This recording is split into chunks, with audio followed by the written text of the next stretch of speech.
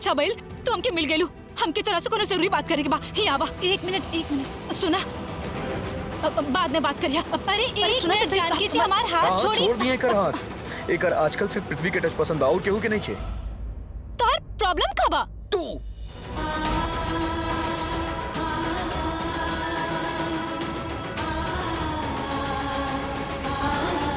प्रीता हमारी बात सुना। हम तो के कौन तरह से बात करके गई? मेंटल बाई लेका एक नंबर के मेंटल और हमके मेंटल कहला। अजीबो गरीब बात करके गई बा। हाँ ठीक बा, हमहू तो ये बात करे खातिर आए हैं। अरे सुना, रोका के बारे में हमके बताएं। आज हमार रोका बा हमार फैमिली खातिर कितना बड़ दिन बा। हमके खुश होके के हक बा कि ना, लेकिन वो दिन हमके खराब बात सुना रहल बा। ओ ना बेटा, अरे ऐसा दोस्त होकेला का? ऐसा दोस्त होकेला हमके अपन दोस्त कहेला तो दोस्त के खुशी में शामिल होकेला, ओकर खुशी में खुश होला या ओकर मूड खराब करे खातिर कुछ भी बोल के चल जाला। अरे हम कहीं नहीं का। हमारी बात तो सुना। अभी ये रानी ना, हम का कहनी है? यहाँ सब लोग डांस करता नहीं, हम भी डांस करनी, सबके सामने डांस करनी। तो ओ में बुरा माने के बात का बा? ओकर वजह से हमके उल्टा सीधा बात सुना रहल बा। लागत ही ना बा कि ऋषभ जी के भाई बा। अरे चुप करा।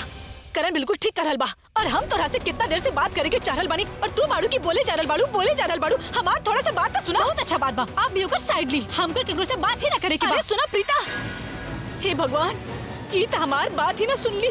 अब हम का करिए?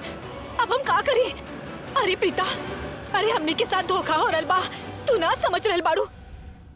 ये बड़ा हंस के बात कर रहल बाड़ी। आज तो हम एकरा के सुना के ही रहब। बता नहीं। हाँ वैसे उतना दूर जाए के बना तो देर हो जाए। Hi how you all? आप लोग के रोका के फंक्शन पसंद आए? आई मीन हमरा के तो अरेंजमेंट बिल्कुल पसंद ना आए। I mean so badly organised. I mean देखिए सब कुछ कितना चीप लागल बा। एंड ओह करीना जी, आप ऐसे काहे कहता नहीं? ऐसा का गलती हो गई हमनी से? गलती जी आपके जो मेड बाड़ी ना, का नाम ओकर? जानकी, राइट। वो अभी हमार बेइज्जती कैलस।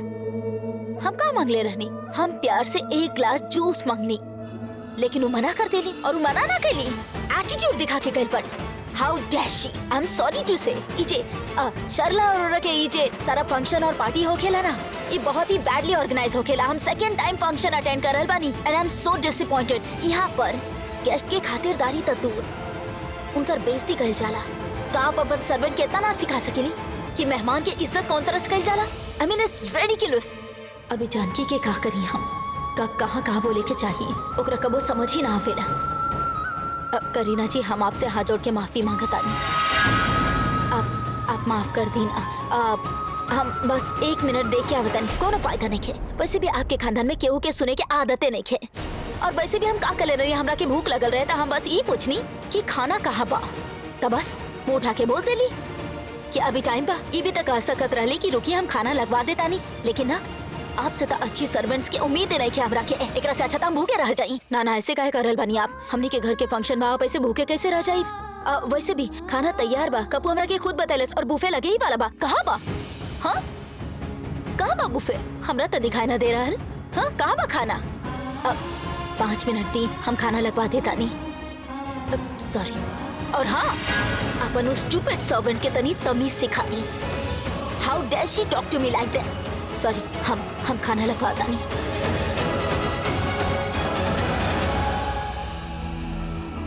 अरे प्रीता, अब हमारी बात सुना। सॉरी बेटा, माफ कर दे के गुड़िया। जम करण के साइड लेने हम तो के ई बतावे के चारल है कि हम शर्लिन के एगो आदमी के साथ देखले हैं और तो यकीन ना हुई वो आदमी के रहे। बहुत जबान चले लगे ना तोहर। हाँ का जरूरत रहे करीना जी से बदतमीजी से बात करे के? वो बानी ही ये लाइक। और फिर उनकर कौन सा जॉन बहुत अच्छा लग रहा बा? अरे हम पूछे तो उनका बुलाई नहीं काहे? अब तू हमरा के बतेबू कि हमरा के केकरा बुलावे के चाहिए और केकरा के ना? 10 लोगन के सामने हमारी बेइज्जती करते रहसू। हम तो कुछ बोलिए ना पैनी। कहे लगली कि हमनी कोनो फंक्शन करे के लायक नहीं के। हमनी के कोनो फंक्शन अच्छा से होके लाई ना, और हम जबान बंद करके खड़ी रहनी, कुछ भी ना बोल सकनी। और सिर्फ तोहर वजह से तू अपन काम न करत रहलू और घूमत रहलू। बहन, आप उनकर बात के दिल से ना ली। वो हमके बिल्कुल भी ना अच्छा लागेली। आपके पता बा, जब वो हमसे टकराली ना, ऐसे करके झाड़त रहली। काहे? तो का करी हम? जाके ओकरा के सुनाई ताकि हमरा के 10 बात और सुनाई। मेहमान बड़ी, हम ओकरा से कुछ ना बोल सकनी। अभी हम आपसे कितना देर से कुछ बतावे के चाहल बानी, आपने सुनल है? तू जाके खाना लगवा जा। माँ, अरे आप काहे? हम ठीक बानी और तू परेशान मत होगा। आज तो हर दिन बना तू मुस्कुरावा और ये जानकी के साथ हमार चलत रहेला। अभी ठीक हो जाए। प्लीज आप बिल्कुल स्ट्रेस मत ली। तू मुस्कुरावा। हम देखा था नहीं, पता ना खाना लगल कि वो केहू से बतियावे लगली। अच्छा ठीक।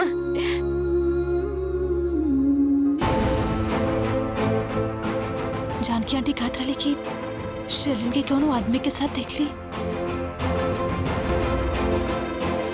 एकर मतलब शर्लिन के बॉयफ्रेंड आज यहाँ रोका के फंक्शन में ही बा।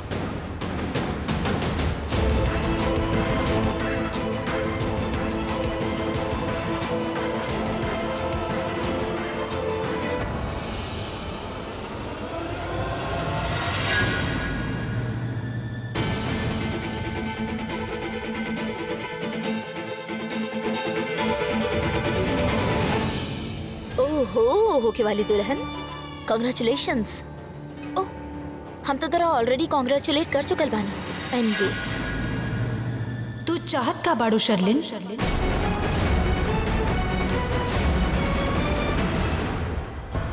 ई तू कौन हक से हमरा के पूछ रहल बाड़ू प्रीता? हम का चाहेनी, का ना चाहेनी, एकरा से तोहार का लेना देना। तरह ना लगेला कि तू गलत डायरेक्शन में जा रहल बाड़ू। ई वक्त तरह के तोहार नया लाइफ पे कॉन्सेंट्रेट करे के चाहिए। अगर तू हमरा पे निशाना साधे की कोशिश करबू ना तो तोहार हर बार खाली चल जाई। लागता तोहार सौतन बने के जो सपना बा अभी भी जिंदा बा। ऐसे हमार और ऋषभ जी के हर बात में इंटरफेयर करत रहे। रियली? ऋषभ जी के साथ रिश्ता तोहार खातिर मायने रखेला कि ना? तोहार एंगेजमेंट हो गइल बा, शादी होखे वाला बा, लेकिन हमके ना पता कि ऋषभ जी के कोनो वैल्यू बा तोहार नजर में कि ना। तू आग से खेल रहल बाड़ू शर्लिन, और एकर अंजाम बहुत बुरा होई। का करल बाड़ू तू? कैसन आग, कैसन खेल? हम ऋषभ जी के साथ शादी करे चाहेनी, कुछ कुछ उनका साथ रहे चाहेनी। एमे का गलत बा? तू भी तो पृथ्वी से शादी कर रहल बाड़ू, या फिर केहू और से शादी करे चाहेलू जैसे कि ऋषभ? Behave yourself Sherlyn. तू इतना गंदा बात सोच भी कैसे सकेलू?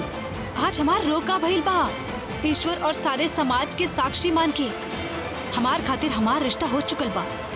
लेकिन अगर तोहार गंदा दिमाग में ई ख्याल बा कि हमार मन में ऋषभ जी खातिर फीलिंग्स बा, त अपन दिमाग से ख्याल निकालता, काहे कि हम तोहार जैसन ना है। तोहार हिम्मत के दाद देवे के पड़ी। खुद इतना बेशरम बाड़ू और हमरा पे इल्जाम लगा रहल बाड़ू। जेकर नियत में खोट होकेला ना, उनका हर कोई वैसे नहीं लागेला। तू खुद तक कैरेक्टर लेस बाड़ू और तरह के लागेला हर लड़की तरह जैसन बाड़ी। तरह के जौन सोचे के बस सोचा, हमरा कोनो फर्क ना पड़ेला।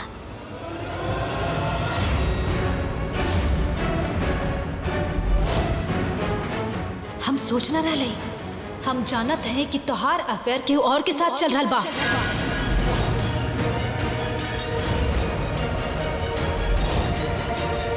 तू झूठ बोल रहल बाड़ू। तू हमरा के ऋषभ जी के नजर में गिरावे चाहेलू, काहे कि तोहार खुद के नजर बाना ऋषभ पे। यही से जानकी आंटी तो के वो आदमी के साथ देख ले बाड़ी,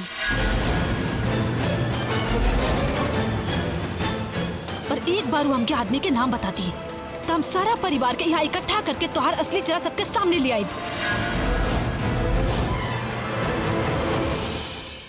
हमरा पास तोहार फालतू बात खातिर टाइम नहीं है। तरह के जौन सोचे की बस सोचा। राखी आंटी हमरा के बुला रहल बाड़ी। ओह माय गॉड, अभी बात शर्लिन से कहे कर देनी। पहले जानकी आंटी के पूरा बात तो सुने थी, हम वो इंसान के नाम तो पता कर लेती है। बेवकूफ है हम एक नंबर के।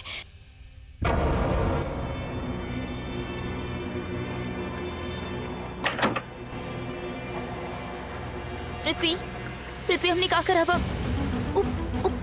प्रीता हल रहे हमरा से बात करके। ओ कहले कि सर में पल्लू लेके घूमत रहेली ना। जानकी जानकी ओकरा के बता देली कि हमरा केहू के साथ देख ले बड़ी, कोनो आदमी के साथ देख ले बड़ी। और बहुत जल्दी तोहर नाम ओकरा के बता दी तू आदमी बड़ा। अब का करब? अब हमने का करब? We have to do something, ना तो सबके पता चल जाए। रिलैक्स बेबी, तू शांत हो जा। और तू का कहत बारू हमरा के कुछो ना समझ आवेला। तू साफ साफ बतावा तू केकर बात करत तारू? कौन के? तेरे इतना सा बात समझ में ना आ रहा? मुझे जान की बाड़ी ना मुझे सबके बता दी कि हमारा साथ कौन आदमी रहे और वो आदमी कौन और ना तो बड़ा वो प्रीता की बता दी, वो सबके बता दी। ओह, तो जान की रहे एक मतलब ही भेल की तो हाथ डर से ही निकला। अरे भाई खाना लोग वहाँ बैठ के खाई है, ये प्लेट जाके वहाँ पे लगाई, यहाँ का रख ले है सारा के सारा। का करी समझ में ना रल बा, सब कुछ हो गया। अब हम जाके बतावत हैं। जान की बहन अभी मीठा बाकी है। भाई साहब हमके थोड़ा जल्दी बा, हमार सारा काम निपट गए है। हाँ ता हम अभी जरा जाती। देखा जान की बहन हमारी बात सुना। देखा हमारा पास बंदा वैसा ही कम है, एक दिन में सारा काम कैले बनी हम सबके मिलके ही काम करे क्या। प्लीज हमारी बात सुनी। देखी पिछला बार भी गड़बड़ हो गए रहे, हम ना चाहिला कि हमार भांजी के रोका में कुछ गड़बड़ हो। अरे रोका सोका हमारा खातिर कोनो मायने ना रखेला और आपके खातिर भी कोनो मायने ना रखेला। काहे की हमके सबसे पहले जाके पिता के बतावे के पड़ी। अरे का भी लिख रहा। कुछ सोचा पृथ्वी, कुछ करा। तू हमरे से प्रॉमिस कैले रहला कि तू हर एक प्रॉब्लम के सॉल्व कर देवा, लेकिन अगर हमने के बारे में सबके पता चल गए, हमने की मेहनत, हमने के सारा उम्मीद, हमने के इतना दिन की प्लानिंग सब के पानी फिर जाए। कुछ सोचा पृथ्वी, अब तो हमरा के भी कुछ सोचे की पड़ी। अरे तू चुप रहबो तब हमरा कुछ सोचे के मौका मिली ना। हाँ? अरे चुप हो जा, कुछ सोचे था हमके। जौन भी सोचे के बाद जल्दी सोचा, हमने के पास वक्त नहीं के। बेबी ऐसा वक्त में भी हम तोरा साथ है कि ना। हाँ ना बेबी, एक बात याद रखा, जब तक तुम्हारी पृथ्वी भी तोरा साथ बाना तो की कोई तकलीफ ना पहुंचा पाई। बस तनी सा वक्त दे दा हमरा के सोचे खातिर। अगर हमने के राज सबके सामने खुल गया था, अगर लूथराज के सामने खड़ा कर देला तो हम का करब? तो बतावा ना हम का करब? हाँ? शांत हो जा बेबी, तू तनी रिलैक्स करा। सोचा थे कुछ ना होई हमरा साथ, ऐसा कुछ ना होई।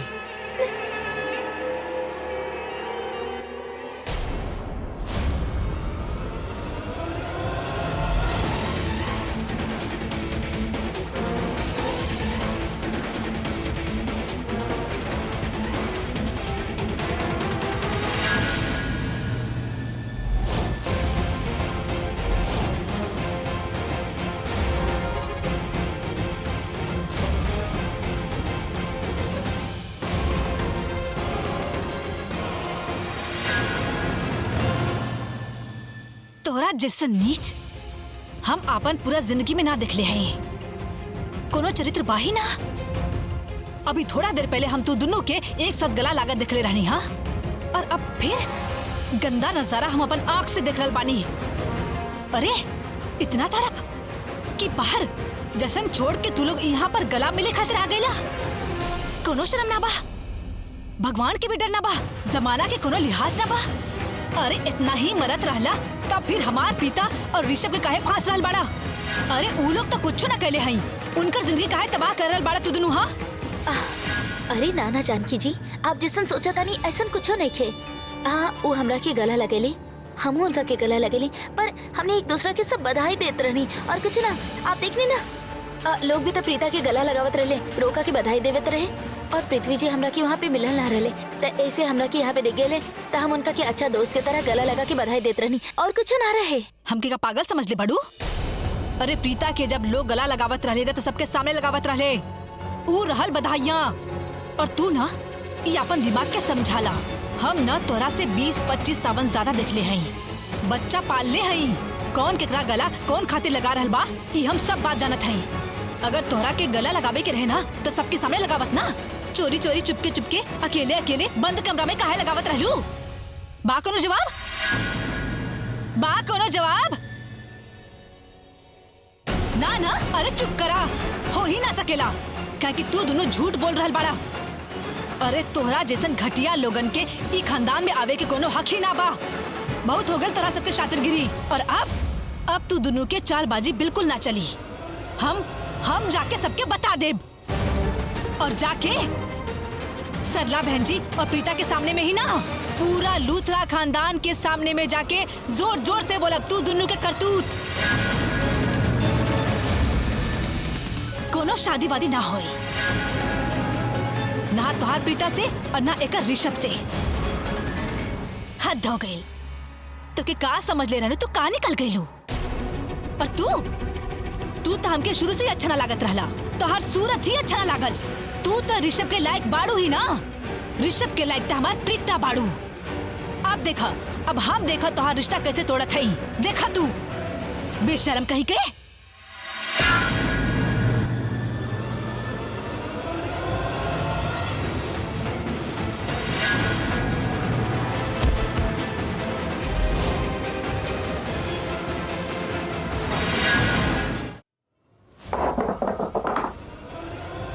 का भइल? दर्द हो रहा हा? हाँ? तकलीफ हो रहा हा? पता हमरा दोनों के ना ऐसे ही तकलीफ होला जब तू लोग हमार जिंदगी में दखल दिलो। हाँ सच है कि हम सरलीन से प्यार करेला वो प्रीता से ना, और हमार सरलीन हमरा से प्यार करेला और सब से ना। और हाँ, और इस सब तोहरा के जाने की कोनो जरूरत नहीं है। देखा, ऐसे तो हम बहुत अच्छा इंसान है, पर तू जैसा लोग हमके मजबूर बना देला बुरा बने खातिर। तू ना वो प्रीता भी वो लड़की के प्रॉब्लम का चुप काहे ना बैठ सकेला का? हाँ, ओकर हम का करी हमरा के कुछ समझ ना आवेला। हमार सलीन बेबी ऋषभ से शादी करे के चाहतिया, लेकिन वो पागल बेवकूफ आदमी ऋषभ वो प्रीता के पीछे पड़ल रहेला, ओकरे ही इंपॉर्टेंस देत रहेला और हमार सलीन बेबी के इग्नोर करत रहेला, और ओकरा वजह से हमार सलीन बेबी के बहुत तकलीफ होला। अगर कोई भी हमार सलीन बेबी के जरा भी तकलीफ देलस, ये हमके बिल्कुल बर्दाश्त ना। फिर वो पिक्चर में एंट्री होला ये विलन के और सरलिन के हीरो के, जे प्रीता के खातिर रिश्ता लेके आए ताकि प्रीता शादी के फंक्शन और रस्म में बिजी हो जाए और चुपचाप बैठल रहे। पर ना, ओकरा चुप बैठे नहीं तो तू यहाँ आ गेलो हमार पर्दाफाश करे खातिर ना। मतलब का हमके लगेला तोहार पूरा अरोरा परिवार में ही प्रॉब्लम है। तू लोग सबके जासूस बने आयल बड़ा का। आज तोहार जे हालत है ना वो तोहार खुद की वजह से। ई हमना के लिए तू हमरा से करवैलू है कहे कि तू हमारे यहाँ पर पर्दाफाश करे खातिर लो। तो के सच में लागल कि तू पृथ्वी के हरा देबो? हाँ,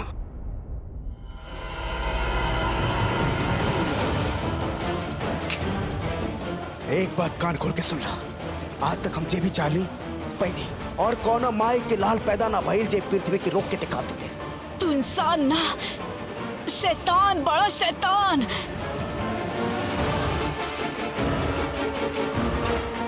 अच्छा, thank you so much for your complement aunty जी। तारीफ करे खातिर बहुत बहुत शुक्रिया। जब तक हम जिंदा हैं तब ये कामयाब नहीं की होई देव हम। सुन गेला तू?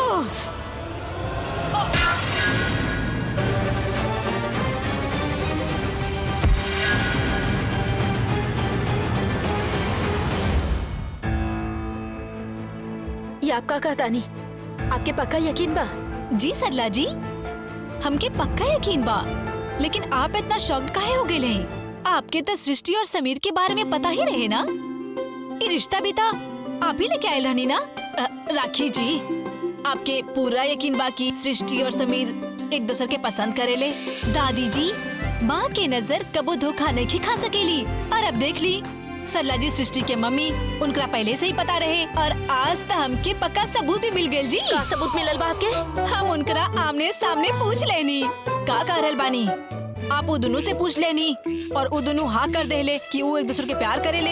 हाँ दादी जी, आपकी सृष्टि तक कर देली कि हम तो बिल्कुल भी एडजस्टमेंट नहीं खे करब, समझौता करी तो समीर। भाई एक बात तक कहे के पड़ी, आपकी सृष्टि बड़ी स्मार्ट और अकलमंद लड़की बाड़ी। शादी के बाद? जी दादी जी, शादी के बाद हमारे इंडिया में तो शादी के बाद ही लड़का लड़की एक साथ रह लेना, तो एडजस्टमेंट भी तो शादी के बाद ही होके के चाहिए। हम तो भाई ये कहते हैं कि हम बड़ा लोगन के ई मामला में अब देर ना करे के चाहिए। आपके प्रीता के फंक्शन आज पूरा हो जात ना, तो हम आज रात के बैठ के सृष्टि और समीर के रिश्ता के बारे में बात तय कर ले। हमार मतलब मुहूर्त, वेन्यू वगैरह वगैरह, वरना कहीं ऐसा ना हो कि वो दोनों बच्चा भाग के शादी कर ले और हम दोनों देखत ही रह जाए। जी देखने में भी का कमाल के बार कहनी, एक बार मारनी और ये बुढ़िया तो गई। क्या बात है। हाँ बेबी, तू तो कमाल कही दिलो एक बार में। बेबी वाज द बेस्ट। लेकिन हम सही कहनी ना, मतलब एकरा हम मरनी और ये बेहोश हो गई, कुछ गलत तो ना कहनी? कुछ गलत ना करो, तुझे कहलू से बिल्कुल सही कहलू। ई जेकरा साथ भइल है ना, ई ओकरे सजा। वो गलती कैले तो गलत सजा भुगती। हमार रास्ता में जे भी दीवार बन के खड़ा हुई ना, ओकरा हमार ठोकर खा के ये तरफ गिरे के पड़ी। एग्जैक्टली। अगर ये चुप रहती तो हम एकरा के मारती ना। ना 1-2 लाख रुपया मांगती हमनी से तो हमनी दे देती, लेकिन ना ई का कहली प्रीता प्रीता प्रीता। बुलाओ अपन प्रीता के, बोला प्रीता ये लोग हमरा के मारत अड़े, हमरा के बचावा प्रीता, हमरा के बचावा। अब कहने बोलत तनु? हां हमार पर्दा पास करे चलल रहलू।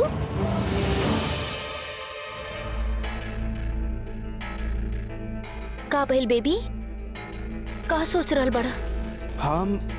हम बस ये सोच रहे कि वक्त फंक्शन की वजह से यहाँ पर काफी लोग हैं, सब लोग यहाँ घूमता। ऐसे में एक ठिकाना लगाए तो कहाँ लगाए? एकरा यही छोड़ देता नहीं। यहाँ पर कैसे छोड़ सकते? ये तो हमार कमरा है, यानी लड़का वाला के कमरा। हमार मॉम डैड यहाँ आ जात रहला, एमे अगर वो यहाँ आ गई और एकरा देख ले तो बहुत बड़ प्रॉब्लम हो जाए। See I have a superb idea. What? देखा तोहर प्रीता के साथ रोका तो हो गई, कुछ दिन में सगाई भी हो जाए। मतलब ये प्रीता हमने के जाल में फंस गई। ये जे जानकी नाम के मुसीबत बाना, एकरा आज ही खत्म कर देता नहीं। आज? पर किसी? जला देता नहीं। पर किसी? देखा इनकर गंदा सा किचन के बाजू में एगो स्टोर रूम बा, एकरा जाके स्टोर रूम में फेंक देता नहीं और फिर आग लगा दे है। और लोगन के लागी कि किचन से चिंगारी उड़ के गई स्टोर रूम में, और ये नौकरानी सॉरी जानकी जी ओकरा में जल के मर गई। That's it. Fantastic idea baby, I think this idea is definitely work.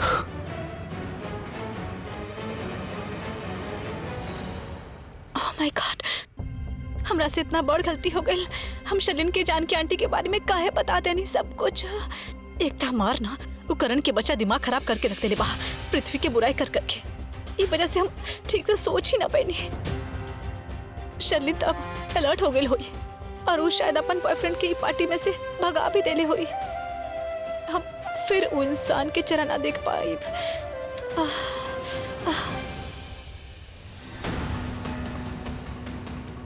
करण के भी बता देते कि जानकी आंटी का देख ली, वो भी सुन के शॉक्ड हो जाए। शलिन के बॉयफ्रेंड यहाँ आयल रहे, वो ओकरा से मिलल भी रही, लेकिन ओकर का नाम रहे, कैसन कपड़ा पहने रहे, कैसन दिखेला, कुछ भी न जाना थे हम। अब करण के आधा इन्फॉर्मेशन देवता इतना अकड़ू सड़ल बा, हमार मजाक उड़ाए। कहीं जब इतना ही सुन ले लू कि शलिन कोनो आदमी से मिलत रही तो ये भी जान ली कि वो कैसन दिखेला, ओकर नाम का बा या वो कैसन कपड़ा पहने रहे। अब हमके का पता कि करीना बुआ माँ के इंसल्ट कैली। वो सब टेंशन में जानकी आंटी के बाद अधूरा रह गई। पहले सारा इन्फॉर्मेशन इकट्ठा करत है, फिर ही करण के बताई।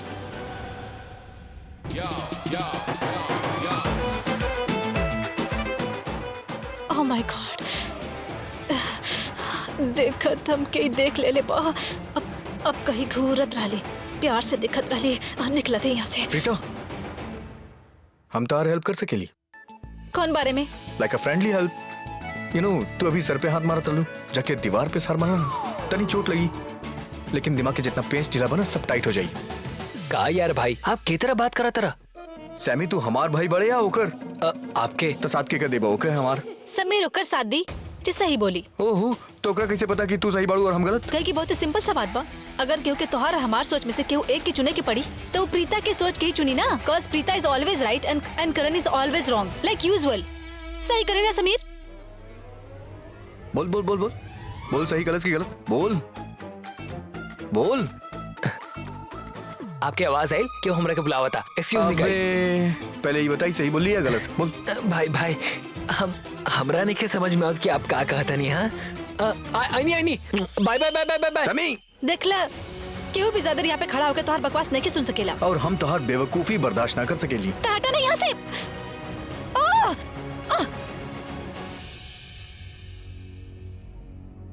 अच्छा फिर मामा जी किचन से बाहर निकल गए। अब हम जानकी आंटी से अकेले में बात कर पाए। अरे पुत्र, तू यहाँ? कुछ चाहत रहे पुत्र? ना मामा जी, वो जानकी आंटी से जरूरी बात करे के बा। किचन में है ना? अरे पुत्र, तू औरत के तब बातें न करा, बहुत नखरा होकर काम में तब मने नहीं होकर। देखा पुत्र, आज के तारीख में जितना भी लोग हमारे साथ हाथ बटावेला अच्छा है ना। अरे हम ओकरा से कहले हम ओकरा हेल्प कर दा, सुनले न कैलस, चल गई। कहे लागल कि काम से ज्यादा हमके दूसर काम है। अब तू ही बताओ पुत्र, ये फंक्शन से ज्यादा कोनो दूसर काम हो सकेला का? जरूर वो शर्लिन के बारे में ही कुछ बहुत इम्पोर्टेंट बतावे के चाहत रही। काहे क्यों जानत रही कि शर्लिन और ऋषभ जी के रिश्ता अगर पक्का भइल बा तो ओकर जिम्मेदार हम हैं। का बोल पुत्र? हमके जानकी आंटी के ढूंढे के पड़ी। कहाँ चल गई आखिर? काश हम उनका पूरा बात सुन पाई थी। कमाल है, ओकरा बोला वो जवाब न देला, एकरा पूछली ई जवाब न देलस। आराम से, एकरा से पहले कोनो और देख ले, एकरा से जल्दी से ठिकाने लगावा के पड़ी। ठीक बा, और ये स्टोर रूम और यहाँ से कितना दूर है? बस आगे से लेफ्ट बा।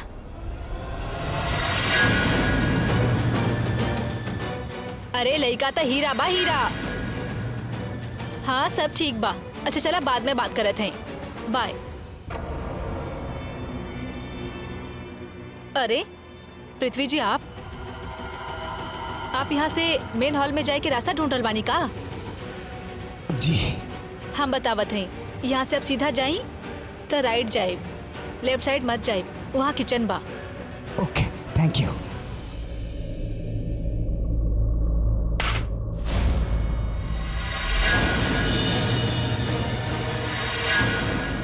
सॉरी, हमार फोन गिर गेल।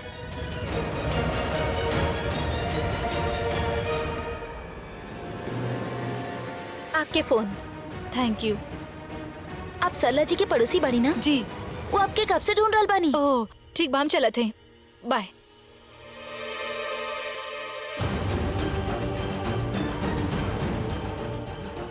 बेबी, एकरा से पहले और कौन पागल यहाँ आ जाए, हमरा ये नौकरानी के ठिकाने लगाने के पड़ी। जल्दी से चलिए। ठीक बा। चला।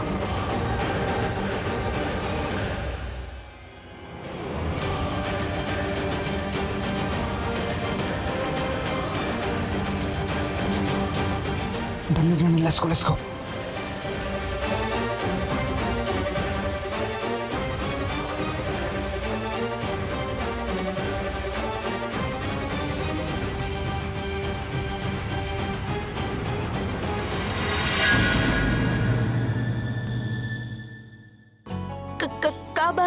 का भइल? उहे तो हम तारा से पूछा था नहीं कि तारा का हो गईल। अच्छा, तो तू वो बात के लेके परेशान बाड़ा कि हम तरह के थैंक यू कहना कहनी? वो वक्त तू हमरा के गिरे से बचावत रहला। ओ बेरा? कौन बेरा? अरे वही वक्त जब हम तरह से छुपत रहनी। ओह माय गॉड, जिना पता बिक रहे वही मुंह से निकल गई। ओ अब आइल ना सच सामने। हम जाना तनी कि तू हमरा से छुपत रहलू, हमरा के जानबूझ के अवॉइड करत रहलू, लेकिन काहे? अब ऐसा हम का कर देनी जौन तू हमरा से इतना अपसेट हो गइल रहलू? टेल मी यार, व्हाई आर यू बिहेविंग लाइक दिस? हाँ तो ये हमार मूड के बात बा। हम तरह की इग्नोर करी चाहे अवॉइड करी, तरह का फर्क पड़ेला? अरे हमरा एकर आदत नहीं है ना यही से, लेकिन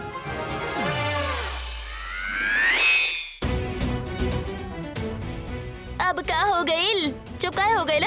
सीधा सीधा बोला ना कि हमरा बिना तरह के चाय ना आवेला। काहे कि हमरा से लड़ाई कल तो और फेवरेट हैबिट बन गेल बा ना। का करल बड़ा दिखा ना देवेला। आज दी के रोका बा, रोका। इज्जतन के पूरा जिम्मेदारी बा हमरा पर। तो आई एम सॉरी, आज की तारीख में ना हम तरह कोनो भाव ना दे सकनी। ओके, हम बहुत बिजी बानी। हाँ, अगर तरह हमरा बिना चैन ना आए या हमरा से बात करे चाहेला, हमरा मिले चाहेला, तो आई एम सॉरी, हम एमे कुछ ना कर सकेनी। ओके ठीक बा? ए बिल्कुल ठीक नहीं है।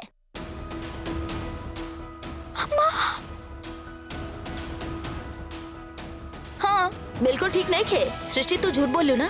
हम तरह से पूछ ले रही कि तोहार समीर के बीच में कुछ बात है तो कहलू कि ना कुछ नहीं के बीच में कुछ नहीं के कहलू ना तू। हाँ तू झूठ बोलू, छुपैलू कुछ बात अबे था।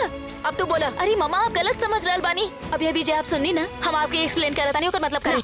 हमरा के कुछ समझे के जरूरत नहीं है और तू हमरा के कुछ भी मत समझावा ना बेटा। जौन भी डिसीजन लेवे के होगी ना वो हम खुद ले, हम अकेले। कौन सा फैसला मामा? कौन सा फैसला? सरलांडी ऐसा कुछ कौन सा फैसला मामा? हे शॉटी, तरह के कुछ समझ में आयल? हमर माँ का बोल के गेली। अगर तरह के समझ में आ गेल होगे तो हमरा के समझा दे यार। लंबू हम तारा के का समझाएं यार। सरला आंटी तहार मम्मी हमार मम थोड़े ना है, लेकिन हम इतना समझ गए नहीं कि वहाँ के टोन बहुत खतरनाक बा। हमरा तो डर लगा था। तू वहाँ के बेटी है ना, तो तू ही हमरा के समझा देना कि का समझावे के चाहत रहनी। अरे हमरा तो बस ये समझ में आ रहा है कि हमार वाट लगे वाला बा वाट। सृष्टि, तू जानकी आंटी के देखले बाड़ू कहीं? अरे दी अच्छा भइले आप आ गइली। हमार लाइफ ना बहुत उलझल बा। हमरा आपसे बहुत इंपॉर्टेंट बात करे उलझन से बड़ उलझन ई वक्त जानकी आंटी के बा। तो की जोनी बात करे के बाना हमरा से राते करी आराम से। हमके कहूं और जाके बा। बहुत इंपॉर्टेंट बात मैं दी सुना था। समीर दब्बासी खीर, तू यहाँ से चल का है ना चला। हमरा के तोहर शक्ल भी देखल पसंद नहीं के, काहे कि हमार सारा मुसीबत के जड़ तू बाड़ा तू। तू हमरा खातिर मुसीबत से कम नहीं खू। हमरा तो समझे में ना आवेला कि तार करे भी तो का करे। हाँ?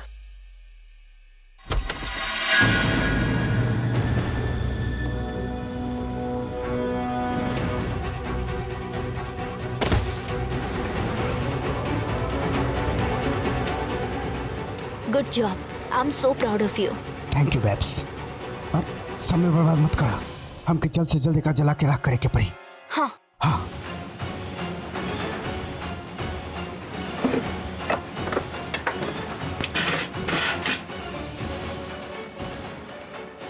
ई गंदा सा स्टोर रूम में एक माचिस तक नहीं खे। यहाँ तक आके सारा काम सही काहे ना हो सकेला।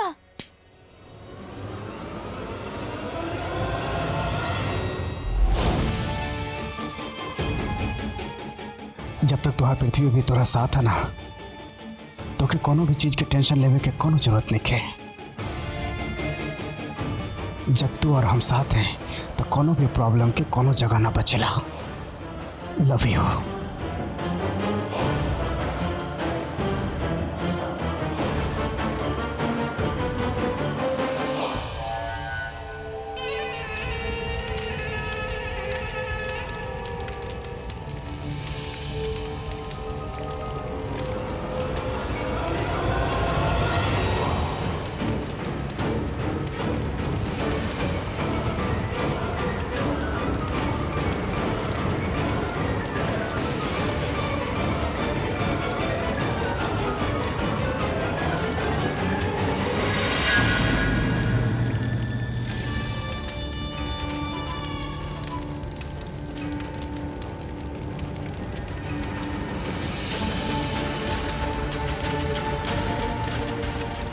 आई एम सो सॉरी जानकी जासूस कि तोहरा खाते अच्छा से चिता के इंतजाम भी ना कर पैनी।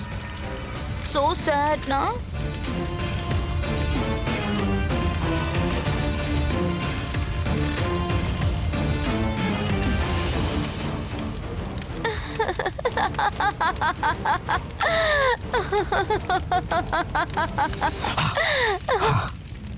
हमके और टाइम वेस्ट न करे के चाहिए। हमके यहाँ से निकले क्यों है?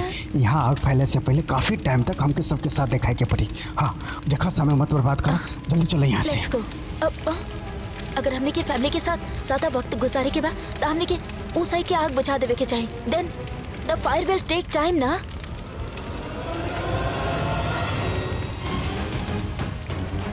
क्या बात है, my intelligent baby, let's go to it. चलो चलो, कम कम। प्रीता जरा यहाँ आवा। हाँ दादी। बेटा एकरा से मिला। ई बाड़ी उषा, इंदु के बेटी, पहले हमारी मोहल्ला में रहत रहली। ओह गॉड, हमके जानकी आंटी के ढूंढे के पड़ी जल्दी से। प्रीता हम अभी आई नहीं बेटा, यहाँ आवा। का बात बा बेटा, आज इतना खुशी के दिन बा, आज तोहार चेहरा पे इतना टेंशन। हाँ दादी, हमके ना जानकी आंटी कहीं नजर ना आ रही। आप कहीं देख ले हैं का? हम सब जगह देख ले हैं। ओहो, इतना सा बात ये कहीं पे हुई हो? ना ना, हम आपके कहा रहे ना। लीजिए आप रोटी खा लेनी, कम से कम एक रोटी तो खा ला। एक रोटी खा लेबू तो दवाई तो खा पाइबू। हम घर से दवाई ले आए ना तो आपके तबीयत खराब हो जाए। ओहो, हम खा ले। पहले तो ई बतावा जानकी कहाँ बाड़ी? ओ, हम ओकरा के तनी डांट देले रहनी, डांटल रहनी की खाना लगवा देली ना वो। और वैसे भी ये कहीं हो कि गप हाँक रहल हो कि आपके पता बना जब वो बात शुरू करेली तो रुकेली कहाँ? वो कहीं ना बाड़ी, हम सब जगह देख ले बानी। जानकी आंटी यहाँ है ही ना। का? अरे ये कहीं हुई बेटा, कहाँ जाई? सरला तू हो ना बिल्कुल स्कूल मास्टरनी के जैसन, जब देखा तो शुरू हो जालू। अरे सबके सामने ओकरा झाड़ लगावे के का जरूरत रहे? वो इंसान बाड़ी, बुरा लग सकेला ना। विजय हम ऐसा कुछ ना करनी, वो करीना जी खाना देर से लगल ई बात के लेके तनी परेशान रहनी और ज्यादा ही बोलत रहली। और वो मेहमान बाड़ी ना, हम तो कुछ बोल ना सकेली। आपके तब पता बा कितना मेहनत से सजावट कैले बानी हमने, कितना अच्छा खाना बनवेनी। तो उनकर बात से हमरा गुस्सा आ गइल और उन पर गुस्सा ना निकाल सकत रहनी, ऐसे हम जानकी के तनी ज्यादा ही डांट देनी। अब वो तो हमरा के जाने ली ना, तो इतना मुंह फुलावे के का जरूरत रहे। हमरा समझ ना आ रहा है कि ई बात के लेके आप काहे गुस्सा हो रहल बानी। ओहो सरला, हम कुछो ना कह रहल बानी, हम सिर्फ इतना पूछ रहल बानी कि जानकी बाड़ी कहाँ। रसोई में होखी और कहाँ होखी? ना माँ, वहाँ भी ना है। हमके मामा जी मिलल रहले, वो कहले कि रसोई में आयल रहली, लेकिन फिर वो चल गई वहाँ से। हमके समझ में ना रहल बा कि जानकी आंटी गईली कहाँ। बेटा तू इतना परेशान काहे हो रहल बाड़ू? अच्छा तो एगो काम कर, तू ना खुद जाके रसोई में देख ला, वो जरूर कप्पू के साथ ही होगी, ओकर मदद कर रहा होगी। जा जा जा बेटा देख ला। और हम जरा घर में जाके देखा तानी, हो सकेला मुंह फुला के घर में बैठल होगी, इतना बोल देने ओकरा। हाँ अरे भाई लाके का करत रहा? अबे सैमी, हाँ प्रीता के साथ देबे तू? वो प्रीता के सामने तू हमारे साथ ना दे ले। अबे भाई हो खेले कोना खातिर, एक दूसरे के साथ देवे खातिर। भाई चाहे गलत हो के या सही, भाई भाई हो खेला। और तू ये रिश्ता के इंसल्ट के लिए बड़ा वो प्रीता के साथ देके। Very bad Sammy, very bad. भाई आपसे एगो सच बात कही, आप ना प्रीता के साथ सही नहीं करत। अब मिंटू से प्रीता कितना स्वीट, कितना केयरिंग, कितना अच्छा लेकी बाड़ी, सबके ख्याल रखेली। और आप बने के खामा खा उंगरा से नाराजे रहनी। आपके गुस्सा बिल्कुल बेवजह रहल। अरे वो बेचारे तो कहीं जात रही, आप ही उंगरा के रोक के लड़ाई करनी शुरू कर देनी। हमरा तो ऐसा लगल कि आपके और के गुस्सा प्रीता पे निकाला था नहीं। आर यू क्रेजी सैमी? हम ओकरा पे अपन गुस्सा काहे निकालबे? वैसे हम उससे गुस्सा काहे बो? हाँ अरे हमके का फर्क पड़ेला यार? पृथ्वी से शादी करता रही हूँ, हम काहे गुस्सा होगा? एग्जैक्टली भाई, ये तो पॉइंट बा। आप बोले नहीं कुछ और, दिखाई कुछ और देला। मतलब ये कि हमरा तो ये लगा था कि आप प्रीता से ऐसे नाराज बनी क्या कि वो पृथ्वी से शादी करा दिया और इस शादी करके आप पे चीट करा दिया। That's how I feel bro.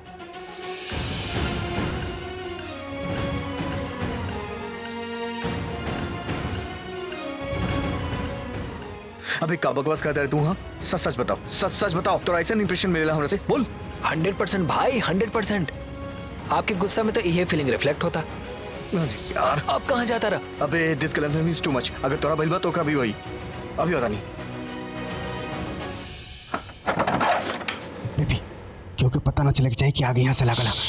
चला यहाँ से, चलो जल्दी। सुनो सुनो सुनो, गलती से भी हम अपन अंदर तना भूल गई।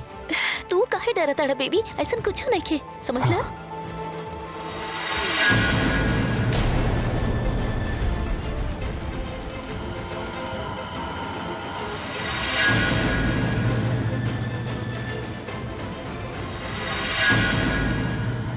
हेलो करीना जी।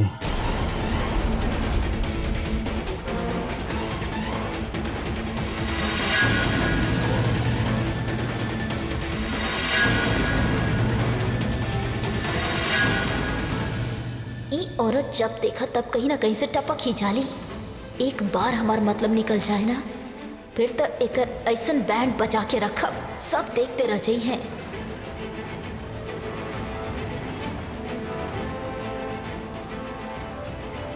Excuse me please.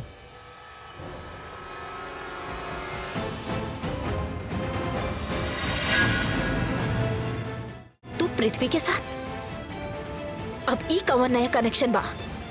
थोड़ा देर पहले केहू हमसे यही सेम सवाल कैले रहल और ऊ ओकरा खातिर बहुत भारी पड़ल। What? अरे aunty, I am just joking. आपके सेंस ऑफ ह्यूमर के का हो गई? हम तब से मजाक करत रहनी और देखी आपके चेहरा के रंगे उतर गए। आपके सवाल के जवाब पा क्यूरियोसिटी। आप ही पृथ्वी से इतना इम्प्रेस हो गई नी, तो हम सोचने जरा पता तो करी कि बंदा कितना पानी में बा। रियली? तो फिर बतावा, का पता कैलू तू? हाँ, कितना दम बाई बंदा में? I mean status and all that.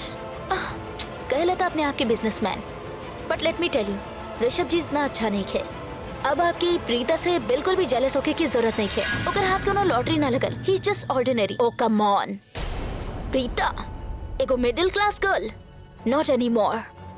और हाँ, तू ज्यादा स्मार्ट बनने की कोशिश मत कर। ये सब बात हम ही तरह के बताई नहीं, तो ई मत जतावा जैसे तू हमार माइंड रीड कर रहल बड़ू। अब माइंड रीडिंग हो भी आपके कबो ना आंटी डैडा। मगर एक बात तबा अच्छा बाकी आप हमार माइंड रीडिंग ना कर सके नहीं। बंद किताब के ई हिस्सा अगर केहू पढ़ लेत तो एको नया किस्सा बन जात।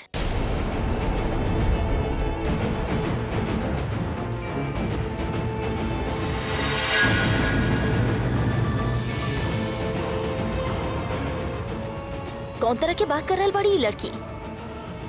एकर ई बात के का मतलब रहे? ओ करेली,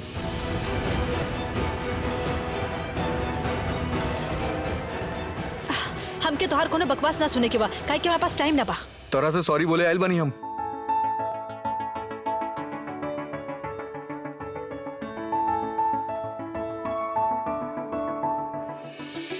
काबिल, इतना सन्नाटा काहे छा गेल? हम ही कहत रहनी के हम तोरा से सॉरी बोले चाहता नहीं। ठीक बा, हम तो के माफ कर अरे देंगे। लेकिन पूछतला हम तोरा काहे सॉरी का बोले? जरूरत रहे? आज तक इतना गलती कैले बाड़ा, सबके हिसाब लेके के थोड़ी बैठब ना। एंड वैसे don't you know, mistakes don't become okay by say sorry. और ई वक्त हमारे पास वाकई टाइम ना बा। हमकी जानकी आंटी से बहुत ही जरूरी बात करेके बा। हम किचन में जा रहल हई।